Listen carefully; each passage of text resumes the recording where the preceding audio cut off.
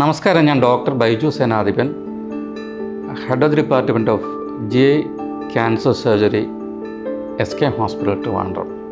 നാം ഇന്ന് പ്രതിപാദിക്കുന്ന വിഷയം അന്നനാള ക്യാൻസറിനെ പറ്റിയാണ്. അന്നനാള ക്യാൻസർ പൊതുവെ ഒരു ഭയാനകമായ ക്യാൻസറാണ്. കാരണം എന്ന് വെച്ചാൽ അന്നനാളം എന്ന് പറയുന്നത് ചെറിയൊരു നാളമാണ്. അതിൻ്റെ വ്യാസം കുറവാണ്. ആമാശയം മറ്റ് കുടലുകളെ സംബന്ധിച്ച് നോക്കുമ്പോൾ ചെറിയ വ്യാസമുള്ള ഒരു നാളമാണ്. അതുകൊണ്ട് തന്നെ അതിനകത്തുണ്ടാകുന്ന ഗ്രോത്തുകൾ പെട്ടെന്ന് നമുക്ക് ആഹാരം കഴിക്കാൻ പറ്റാത്തൊരവസ്ഥയിലോട്ട് കൊണ്ടെത്തിക്കും. അപ്പോൾ പേഷ്യൻ്റ് വെള്ളം പോലും കഴിക്കാൻ പറ്റാത്ത, ഒരുപക്ഷെ ഉമിനീര് പോലും പുറത്തേക്ക് കളയേണ്ടി വരുന്നൊരവസ്ഥയിലേക്കൊക്കെ എത്താറുണ്ട്. അന്നനാള ക്യാൻസർ രണ്ട് വിധത്തിലാണ് മെയിനായിട്ടുണ്ടാകുന്നത്. അഡിനോകാർസിനോമ എന്ന് പറയുക, അത് കൂടുതലും ആമാശയത്തിൻ്റെ സെൽസിൽ നിന്ന് ഉണ്ടാകുന്നൊരു ക്യാൻസറാണ്. പിന്നെ സ്ക്വാമസ് സെൽ കാർസിനോമ, അതായത് അന്നനാളത്തിൻ്റെ ആവരണത്തിൽ നിന്ന് തുടങ്ങുന്ന ഒരു ക്യാൻസറാണ്.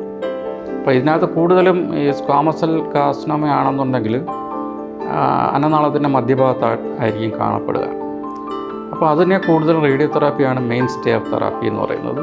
പിന്നെ റേഡിയോതെറാപ്പി കോൺട്രാഇൻഡിക്കേറ്റഡ് ആണ്, അല്ലെങ്കിൽ ചെയ്യാൻ പറ്റില്ല എന്നുണ്ടെങ്കിൽ സർജറി ചെയ്യുന്നത് തെറ്റില്ല. സർജറിയും ചെയ്യാൻ പറ്റില്ല എന്നുണ്ടെങ്കിൽ നമുക്ക് അന്നനാളത്തിൽ കൂടെ ഒരു പൈപ്പിനൊക്കെ കടത്തിവിടാം, സ്റ്റെൻ്റ് എന്ന് പറയും. അപ്പം ട്യൂമർ അവിടെ ഇരിക്കും, പക്ഷേ ആഹാരം കഴിക്കാൻ പറ്റും. ആൾ ജീവിച്ചിരിക്കുന്നിടത്തോളം കാലം കഴിച്ച് ജീവിക്കുക എന്നുള്ളൊരു നമുക്ക് പേഷ്യൻ്റ് അങ്ങനെ ഇത് ചെയ്യാം, ട്രീറ്റ് ചെയ്യാവുന്നതാണ്. പക്ഷേ ഒട്ടുമിക്ക ക്യാൻസറുകളും അധികം വ്യാപിച്ചിട്ടില്ലെങ്കിൽ ഓപ്പറബിളാണ്. എന്താ വെച്ചാൽ നമുക്ക് സർജറി ചെയ്ത് മാറ്റാവുന്നതാണ്. കാലാകാലങ്ങളിലായി ഇതിനുള്ള സർജറി സങ്കീർണമാണ്. അത് മണിക്കൂറുകൾ എടുക്കുന്നതാണ്. അത് കാര്യം എന്ന് വെച്ചാൽ ഈ അന്നനാളം നെഞ്ചിനകത്താണ് സ്ഥിതി ചെയ്യുന്നത്. അപ്പം നെഞ്ച് തുറന്ന് അന്നനാളത്തിനെ നീക്കം ചെയ്യണം. നീക്കം ചെയ്തതിന് ശേഷം പകരം അന്നനാളം വേറൊരു ട്യൂബ് വേണമല്ലോ. അത് സൃഷ്ടിക്കുന്നതിന് വേണ്ടി വയറ് തുറന്ന് ആമാശയത്തിൽ നിന്ന് ആമാശയത്തിൻ്റെ ഒരു ട്യൂബ് രൂപം ചെയ്തിട്ട് ആ രൂപകൽപ്പന ചെയ്ത ട്യൂബിനെ നെഞ്ചിനകത്തോട്ട് കൊണ്ടുവന്ന് അത് കഴുത്ത് തുറന്ന് ബാക്കിയുള്ള അന്നനാളത്തിൻ്റെ ഭാഗമായിട്ട് യോജിപ്പിക്കണം. അപ്പോൾ കഴുത്ത് തുറക്കണം, നെഞ്ച് തുറക്കണം, വയറ് തുറക്കണം എന്ന് 3 സ്റ്റേജുകളിലായിട്ട് ഒരേ സമയം ചെയ്യുന്ന സർജറി ആണെങ്കിൽ 3 ഘട്ടമായിട്ടാണ് ചെയ്യുന്നത്.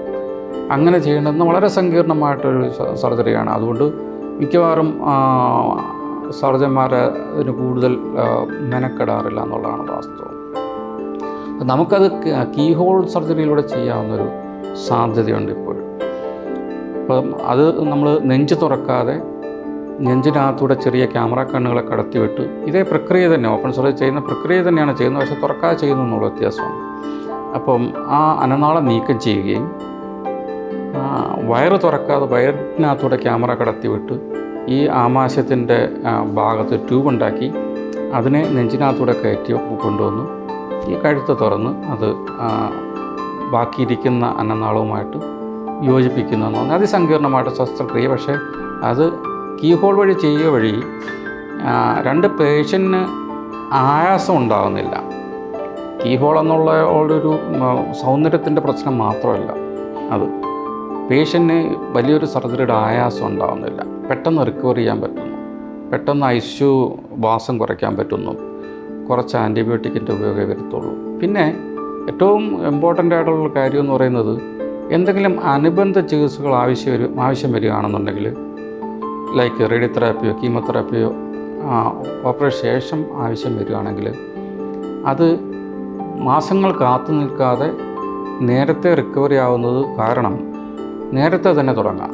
അതുകൊണ്ട് തന്നെ ഏതെങ്കിലും കോശങ്ങൾ ശരീരത്തിൻ്റെ മറ്റു ഭാഗങ്ങളിലോട്ട് വ്യാപിച്ചിട്ടുണ്ടെങ്കിൽ അത് നേരത്തെ തന്നെ നിയന്ത്രിക്കാൻ പറ്റുന്നൊരവസ്ഥ ഉണ്ട്.